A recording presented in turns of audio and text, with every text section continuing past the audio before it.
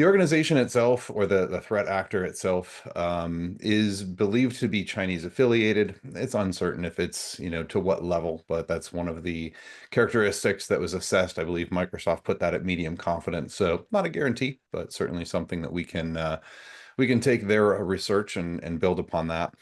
And we've seen them deploy lots of different variants of ransomware. The three that you see listed out here, Warlock, Lockbit, and Babook. So they're pretty versatile, right? And in my opinion, this kind of shows that you've got a threat actor that's willing to get a little bit outside of a narrow niche of TTPs and start to explore some of the other options.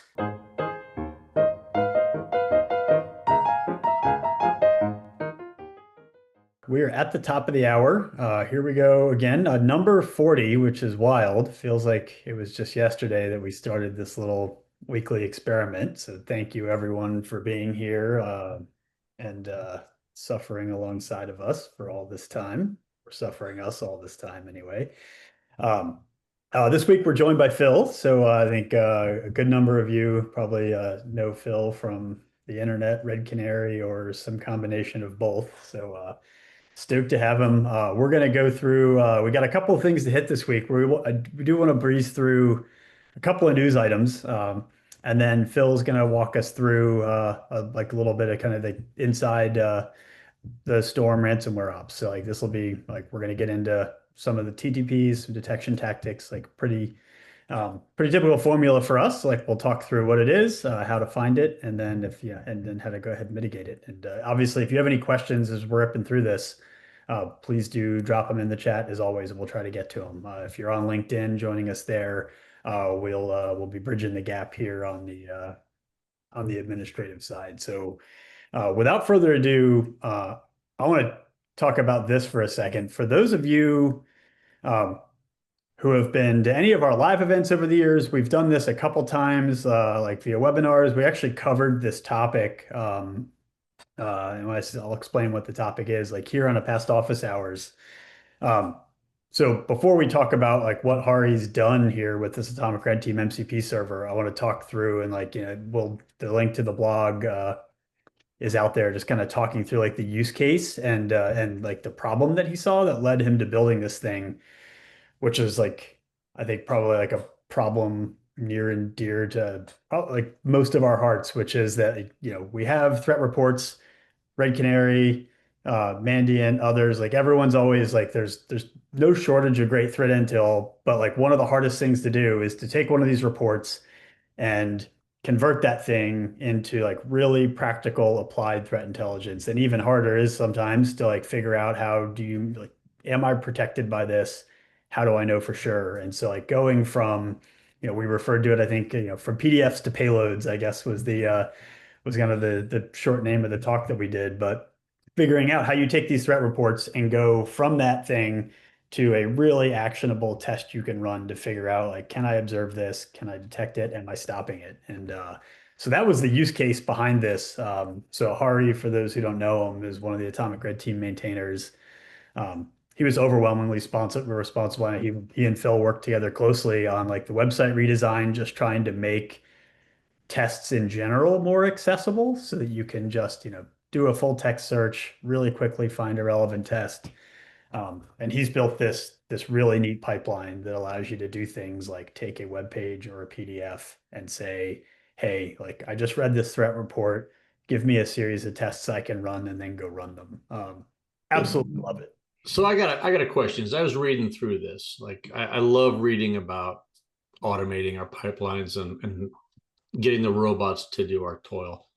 My question is, like, if this thing now can query the Atomic Red Team tests, suite for TTPs, does that relieve the maintainers of those tests from tagging those tests with TTPs? Because the magic of all this AI stuff is its ability to understand sort of human language and to infer meaning from it the way that we do, or apply meaning to the way that we do. And that would be amazing if it started to relieve us of having to tag stuff so rigorously. I'm not sure that it'll change it. Well, I'd say part of the beauty of Atomic, and I won't speak for the maintainers in terms of like level of effort overall, but some of the elegance of it is really the only thing we have to do, and this is generally not on us because the folks who contribute these tests tend to like appropriately associate them with the MITRE attack techniques. Inside of Atomic Red Team, what's neat is like there really isn't a whole lot we have to do in terms of mapping techniques because we're really just mapping them to a MITRE attack technique. Um, so I'd say, like when we kind of talk about that challenge and going from like reading someone's threat report to knowing which test is relevant and making that, customizing that test so it's really representative of a threat actor we see in the wild. Um, that's actually like that is the gap, Dave, I think. And that's like, that's the work actually that most people have to try to go do on their own. Mm-hmm. So when you think about mapping, thousands of tests to actual threat actors, like that gap, like that's kind of been Sure. an unmet need, which I think is the beauty of this, which is that like this is just, taking those inputs and doing that inference for you, which is really neat. Yeah, super interesting project. Yeah, this is fantastic. So I haven't had an opportunity to kick the tires of this thing yet, but it's just announced. But please go check it out.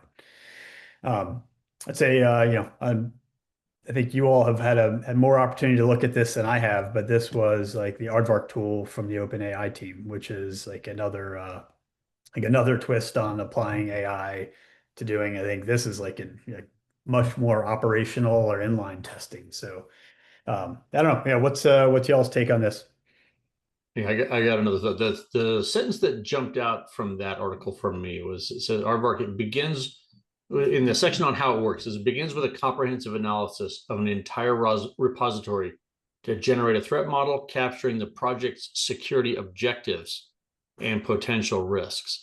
Like, stop and ask myself, like, can I just off the top of my head rattle off what the security objectives of a project are? Right? I'm not sure that's something that crosses a lot of people's minds when they write something up. So like a tool that can actually apply that expert reasoning around security and say, this is the way someone might use this to harm you, and this is what you need to be aiming for, protecting against in your code. That right there is a huge leg up. I would love to get a look at what this has to say about an arbitrary code repo. Yeah, and like not knowing any of the details, I think, it mentions identifying CVs and open source projects. And I think there's like kind of been two recurring themes here. Dave, largely your drumbeat, I think, which is just, securing developers and those pipelines. And we've talked a ton about like vulnerabilities and just the challenge in securing open source code bases in general, either from like Yeah, vulnerabilities that are accidentally introduced, but also vulnerabilities that are deliberately introduced like by a bad actor. And in both cases, right, gaining some leverage there that's not so human driven seems like the right. prospect of that seems really powerful. Yeah, so I'm not sure if you were saying the same thing, but like there are lots of tools that identify existing CVEs in code, right? You don't need generally AI to do that. The fact that this tool has identified 10 net new CVEs, things that hadn't previously been observed before, is pretty interesting. Yeah. Um, but like I said, the part that really jumped out at me was the top level thinking about how should you even think about how this thing can be abused, which is a huge gap for a lot of us. Very, very neat. Yeah, Chris just mentioned it, and I would say like there's the who behind this is always like, for me was what got my attention in the first place, like not having time to dig into it all the way. But Dave has been really at the forefront of just so much incredible security research over the years. And so like, I know him when he went to OpenAI, it was kind of interesting just kind of like positing what he might go over there and work on the types of projects. And I like his, you kind of talk about the concept of like high leverage security research. So this is it's an interesting output, and I'm not sure, how, Dave, to your question, whether he's leading the project or championing it or just helping to kind of like explain it to other humans. But I think just the association there is meaningful. It's very, very cool. But yeah, very interesting work. All right. Well, without further ado, let's dig in. So Phil, I'll turn it over to you. Let's kind of talk through. And this is the poll we put up on LinkedIn last week. So I kind of I'll let you guide us through this, starting with I think the public interest aspect here. So. Yeah, absolutely. So, a news article came out a little bit ago, which we're going to dive into in more detail in just a moment here. But just to kind of take a pulse of what the folks out there in LinkedIn land were aware of, we asked this simple question. The kind of novel aspect of this was for one of the first times we saw an incident response focused tool being misused in order to deliver ransomware into a target environment. So, put this question up, and the answers came back. They were absolutely resounding in saying Velociraptor was the one, and that is the correct answer. So we're going to talk a little bit more about that. And it was a piece of a larger attack chain and kind of talk about where that fits in. But we will be talking about in the context of a group that is believed to be or be very closely related to what Microsoft has designated STORM-2603. This is an activity cluster that was initially observed attacking SharePoint and doing some other things. But although that's Microsoft's designation, we saw some reporting come out of Cisco Talos, who had themselves internally assessed that this new, as I said, novel technique was associated with them as well. So if you can pop to the next slide, we'll kind of take a look at the intro here. The organization itself, or the threat actor itself, is believed to be Chinese affiliated. It's uncertain if it's, to what level, but that's one of the characteristics that was assessed. I believe Microsoft put that at medium confidence. So not a guarantee, but certainly something that we can take their research and build upon that. And we've seen them deploy lots of different variants of ransomware. The three that you see listed out here: Warlock, Lockbit, and Babook. So they're pretty versatile, right? And in my opinion, this kind of shows that you've got a threat actor that's willing to get a little bit outside of a narrow niche of TTPs and start to explore some of the other options. So when Cisco Talos came out and reported on this, they showed that what they believe is this threat actor, or very closely related to it, was installing Velociraptor. And if you're not familiar with that, it's an enterprise class, enterprise scale incident response tool, free and open source. Mike Cohen had written that, and then it was integrated in and acquired into Rapid7. So still free and open source, and a very, very well-respected tool. And it facilitates your incident response team for going out and pulling artifacts back from your entire enterprise worth of endpoints. So kind of a pairing, if you will, or a counterpoint to a more widespread EDR layout. This is really just designed for that more tactical type of collection. So the interesting part about it is that this threat actor seems to have been deploying an older version of Velociraptor. And this one had a vulnerability in it itself. This was afforded privilege escalation, which then was enabled to establish persistence. And most importantly, for our discussion here today, they were observed downloading Microsoft Visual Studio Code, or VS Code. And anybody who's not familiar with that, free, very widely used, extremely versatile IDE for developers, and has an inherent plugin ecosystem. That's going to become really critical when we talk about some of the ways this was employed. Because once they installed this, they started using VS Code's tunneling functionality for command and control purposes. And one of the things about the tunneling with VS Code, 100% intended functionality. And this is because a lot of times developers need to connect their development workflows either to a local or a remotely running container, potentially off to cloud services. Very similar to what you can do with GitHub in terms of their workspaces, basically, where you're running functions live on GitHub's Metal. And obviously you need to connect into that. So it makes it really challenging for incident responders, because you've got a legitimate tool with business critical functionality that is doing bad things. So how are we going to differentiate those? And that was kind of one of the big challenges. So when you talk about tunneling, so I mean, I grok the use case that is like it communicating with GitHub, things like that. Is it like do we know like protocol wise? So for folks like on the net, like looking for like threat detection, network pattern matching, is it SSH? Is it HTTPS? Or do you have all the options, I guess, that you would have if you're connecting up to Git? The answer to that is yes. So that is one of the interesting things about it, in my opinion, is because it is plugin based. You could have, like, I've used it probably within the last 24 hours with an SSH tunnel. I've used it with a local Docker containerization tunnel. Like I mentioned, you can actually use it in the browser with GitHub for their development spaces. So it's all different types of protocols, and I've seen everything from SSH to HTTPS, as you mentioned, along with whatever the local socket protocols might be for Docker, and it depends on which plugins you have installed. And you have a menu of literally hundreds, probably thousands of plugins that may implement that functionality. Very interesting. That's challenging. Man, that's deep. Yeah, it really was. And like I said, it was novel to see this legitimate tool that was used because, as we'll talk about in just, actually, we can flip to the next slide if you can. It makes detection really, really tough. And I like to talk about these in the broad category of dual use tools. And there's a lot of different dual use tools out there. In this context here, we're specifically ruling out offensive tools that might be used by, let's say, your red team or an authorized pen test or a malicious actor. And there are obviously tons of examples of that. Mimikatz, seeing Cobalt Strike, for example.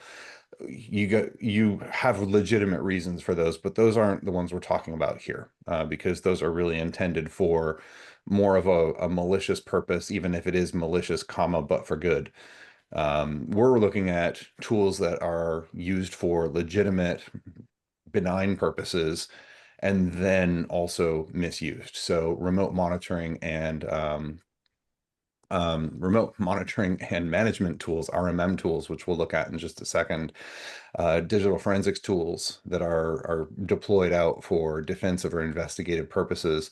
Lots of different ones in that category. So it's anything that you would expect maybe your administrators, or in the case of VS Code, your developers to use, that have that extra use case for potential misuse. Those are the ones we're looking at here. What I have found, especially with the DFIR tools anyway, maybe the RMMs to an extent, these almost always have elevated privileges because they're acting for your administrators, they're acting for your developers, they're acting for your authorized privilege, escalated privileges functions, which means if they can be abused, they can be all the more of a negative impact because of the fact that they do have that privilege already. So a threat actor doesn't necessarily have to elevate their privileges beyond deploying that out in the first place. And then, as anybody who's worked in an environment where these are used, a lot of times these are maybe not correctly, but they're more prone to be kind of brushed off. Your defenders might say, you know what? Yeah, we use Velociraptor. That's got to be the incident response team. So now we're talking about how to differentiate that from among, such a large data set, which, as we all know, your data sets and your scope of investigations are not getting smaller. So what I've got on here. Are we Go ahead, finding that these actors are targeting folks that normally do run VS Code? Because I would guess that that's generally restricted to a certain set of people within an organization. Yeah, so the reporting on this one specifically, as far as I've been able to find anyway, I didn't see any niche targeting, but in other situations, which I can't recall the exact ones off the top of my head, unfortunately, but we have seen some of the more what I like to call high functioning adversaries, a little bit more deliberate, a little bit more sneaky, are tailoring some of their operations to their target set. So the better ones, so to speak, not that they're good, but the ones that are more what's the right Skilled? word? Yeah. Those groups are a little bit more likely to do the targeting, like you described.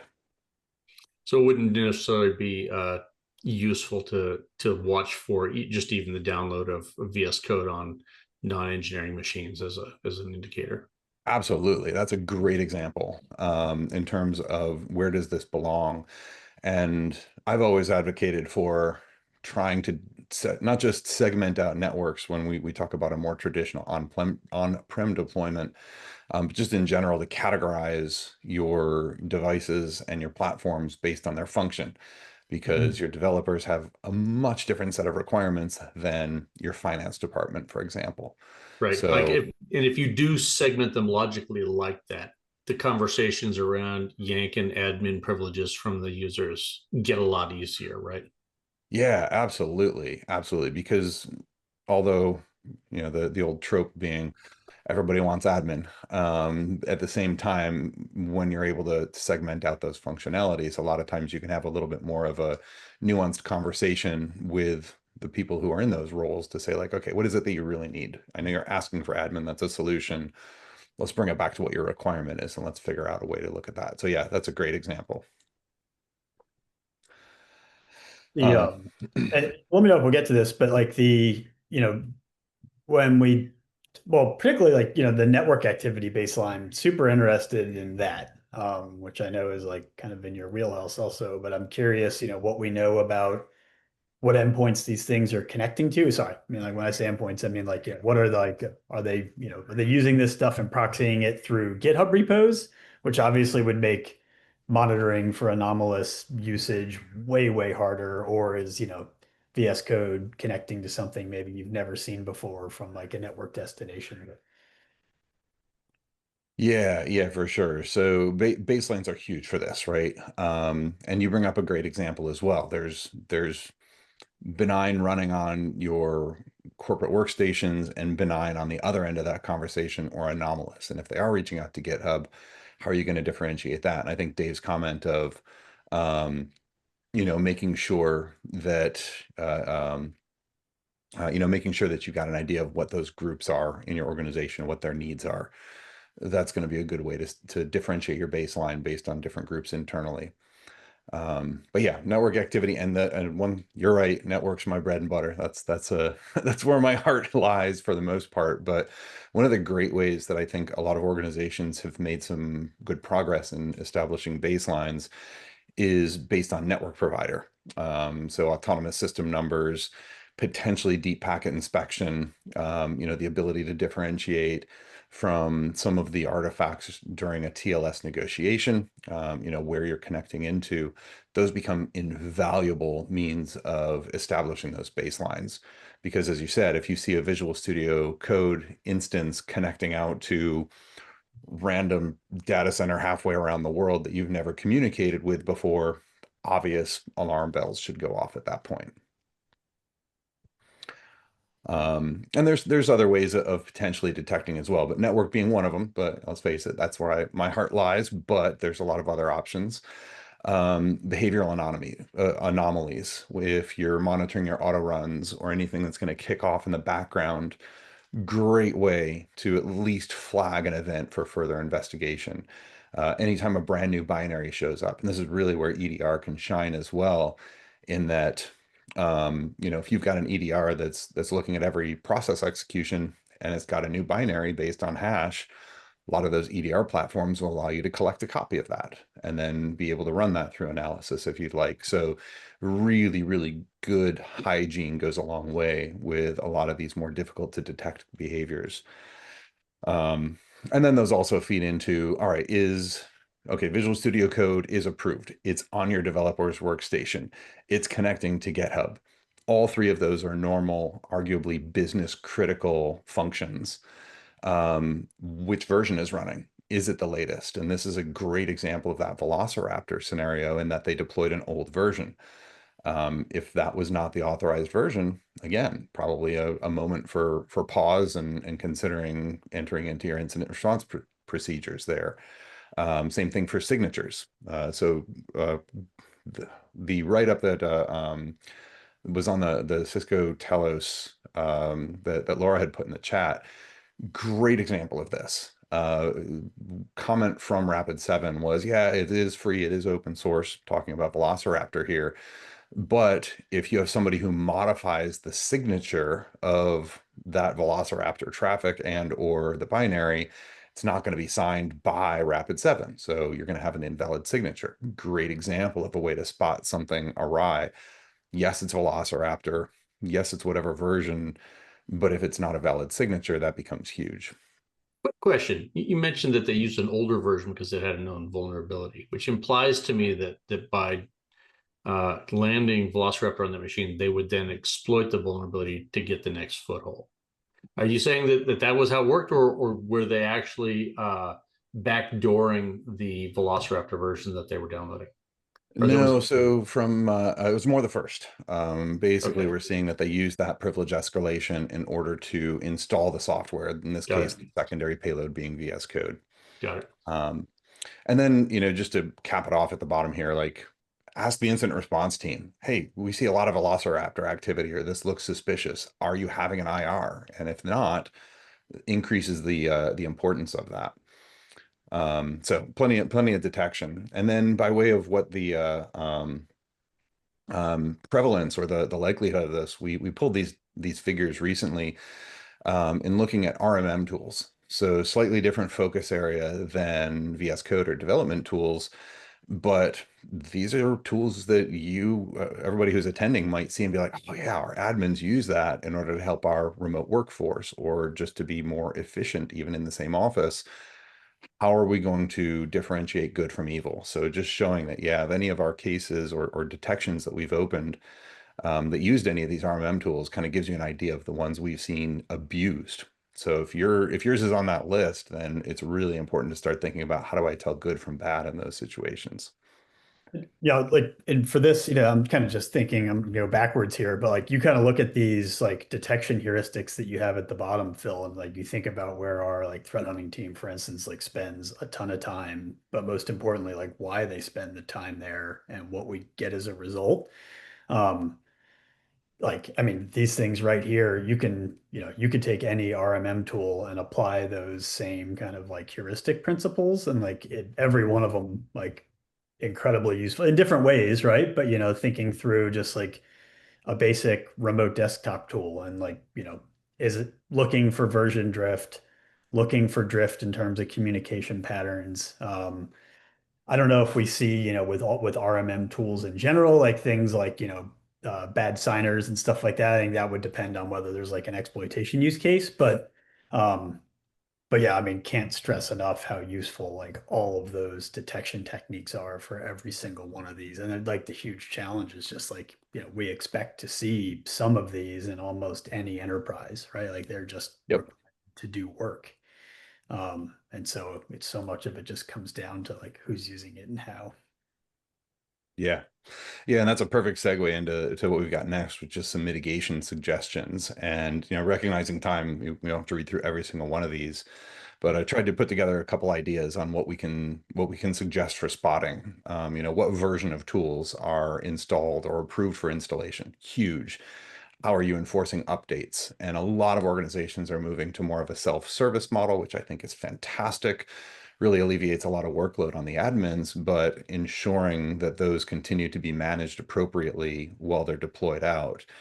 And this even extends into auditing, right? So it's not just what's running, which EDR does great at telling us what's running, what's installed, even if it's not running, because that's a latent risk. And what's installed, we've got a tool called Surveyor, which is free and open source that can kind of go through and identify all of those utilities. But then what do you do when you find something? All right, we've identified this tool is considered malicious or disallowed. How do we defang that?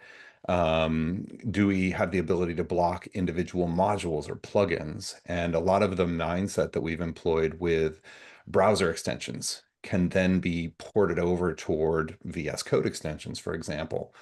How do we implement that? How do we test and how do we validate that our block lists are functional? How quickly can those operate? At what scale? Like that's going to really feed into effective and efficient incident response.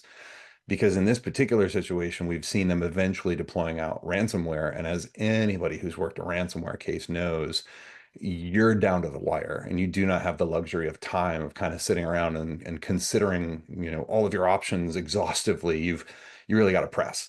And to be able to push the button, neutralize that vulnerability that you may have observed in the environment, and then continue down the line of incident response, huge. And that's going to empower your team to actually have really, really important positive impact on the continuing operation of the mission or the business.